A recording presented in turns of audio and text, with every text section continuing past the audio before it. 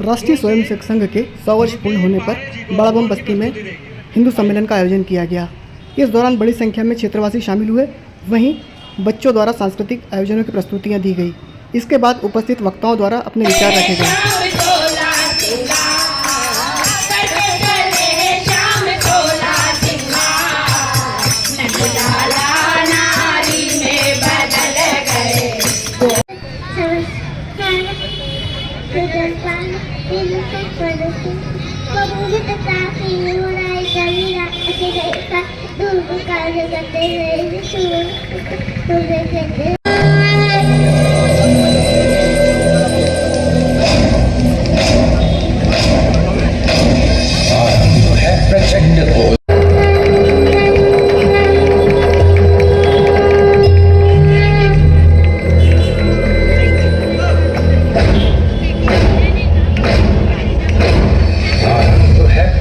बोल मस्तकों के झुंड आज जंग की घड़ी की तुम हार दो।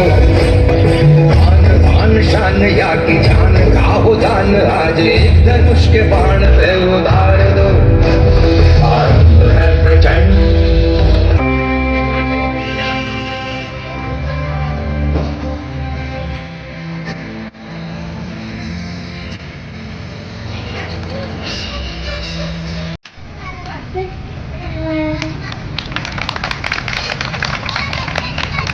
हमसे बाहर नहीं निकल पाते थे। इस बच्ची ने सैकड़ों लोगों के सामने उसकी प्रस्तुति दी है, तो इसके लिए जोरदार तालियां बननी चाहिए। खेतों में इस्तेमाल किए गए रसायनों एवं रासायनिक खाद से पानी और हवा में जहर घुल रहा है और मैं थक रही हूँ। खेतों में इनके छिड़काव से मेरी मिट्टी वैसे ही चलती है जैसे आपके शरीर पर कोई तेजाब डाल दे। लेकिन मुझे याद आता है, पहले मैं बहुत सुंदर थी, बहुत प्रसन्न थी, हमेशा हंसती थी।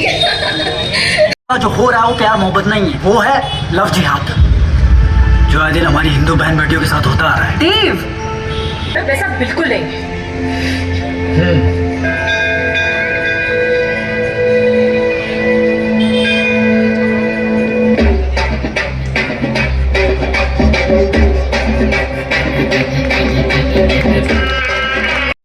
कुछ लोग मिलकर के जो अपने समय से भी वो हैं और समय भी दे सकते हैं। सुबह के समय में घूमने की तो बहुत लोग जाते हैं, किंतु कुछ लोग ऐसा अपना ग्रुप बनाए और उसी समय पे अपनी प्रभात फेरियाँ निकालें।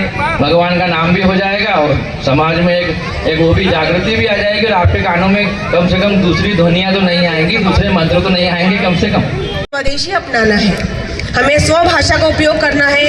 हमारी जो वेशभूषा है वो भी हमारी स्व की यानी हमारी भारतीय संस्कृति से संबंधित ही होना चाहिए। पाश्चात्य संस्कृति हमारे पर हावी हो चुकी है आज, उससे हमें छोड़कर हमारी संस्कृति को अपनाना है। इसके अंतर्गत और भी चीज़ें आती हैं, जैसे हम भारतीय व्यंजन हमारे घर में बनाएं।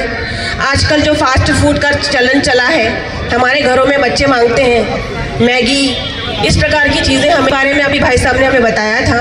नागरिक कर्तव्य जो है, हम अधिकारों की तो बहुत बातें करते हैं कि हमको ये सरकार अधिकार मिला है, हम आराम से कहीं भी जा सकते हैं, कहीं भी कुछ भी कर सकते हैं, परंतु अधिकारों के साथ साथ कर्तव्य भी आते हैं जिसका हमें बोध होना चाहिए। समाज में इन बातों को याद करते हैं, क्या हम बताते हैं, क्या हम हमारी बहुओं को इस प्रकार से रखते हैं?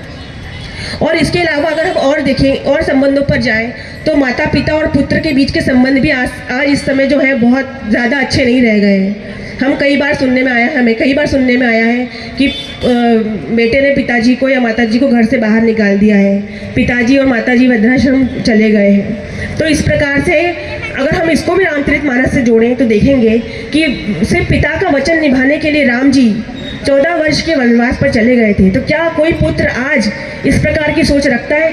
सीखना कैसे है? परिवर्तन के साथ, क्योंकि आज परिवर्तन का समय है। भारत को विश्व गुरु बनना है और बनना ही है। हम कौन बनाएगा? हमारे युवा पीढ़ी ही उसे बनाएगी। बहुत याद आती है जिसमें गणेश जी अपने माता पिता के चरणों में ही सारी सृष्टि को मानते हैं कि चरणों में ही सारी सृष्टि है। तो इस प्रकार की सोच अब हमारे युवाओं में क्यों नहीं है? क्यों नहीं हम सोचते कि हमारे माता पिता के चरणों में ही हमारी सृष्टि है? इसको अपनाएं। यही है कुटुंब प्रबोधन, जिसकी तरफ हमें जाना है। इसके बाद भाई भाई की यदि मैं बात, हृदयों को पास में ला दिया जाए, मनों को मिला दिया जाए तो मन मिलने से जो एक समाज का संगठन होगा उसकी कोई काट नहीं होगी। उस प्रकार के संगठन से आने वाले सैकड़ों हजारों वर्षों तक इस भारत को कोई गुलाम बनाने की स्थिति में नहीं आएगा। इसलिए उन्होंने एक ऐसा संगठित, चरित्रवान, राष्ट्रभक्त समाज का निर्माण करने की मन में ठानी और उसका माध्यम बना राष्ट्रीय स्वयंसेवक संघ। स्वामी विवेकानंद ने एक स्वप्न देखा था। उन्होंने अपने शिकागो व्याख्यान के बाद एक कॉन्फ्रेंस हुई, उस पर सब्जेक्ट था the common basis of Hinduism. इस कॉमन बेसिस ऑफ हिंदुइज्म के दौरान उन्होंने कहा कि हिंदू शब्द सुनते ही आपकी नसों में एक स्फूर्ति, एक बिजली दौड़ जानी चाहिए।